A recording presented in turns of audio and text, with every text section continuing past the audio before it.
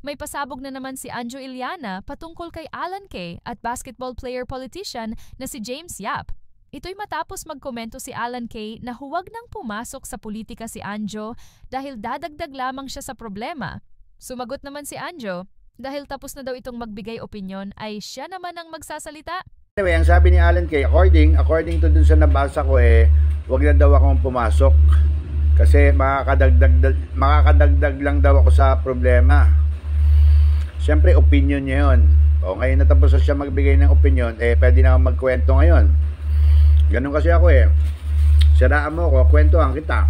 Unang-una, si Alan Kay, masama loob ko dyan dahil binentahan ako niyan ng Lincoln Navigator na napakamahal. Parang nasa 2 ewan ko i-correct niyo kung mali ako, parang 2.6 million na Navigator. Lincoln Navigator SUV. Hindi ko alam, yung binenta sa akin sira pala. Yung alalay niya nung pagkatapos ibenta, sabi sa akin, ako, dapat di mo na binili yan, sirain yan.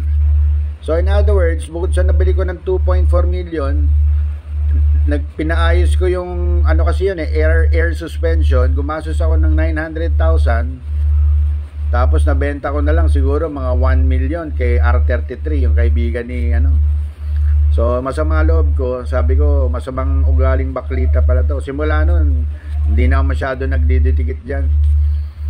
Tapos nung araw, ang yabang yan dati, lahat daw ng basketball player na amateur binubuking niya. Sabi ko, paano mo na bubuking yan? Binibingan lang daw ng rubber shoes, tapos inuuwi na.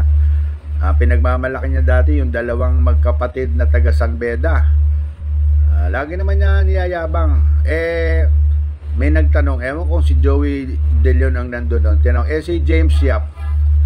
Tumatawa-tawa siya, tapos umamin siya na dinala niya daw si James Yap sa bahay niya doon sa Tandang Sora at binigyan lang ng magandang rubber shoes na booking na niya. Ayan, James Yap, galing kay Alan Kay yan, na booking ka na daw ni Alan Kay.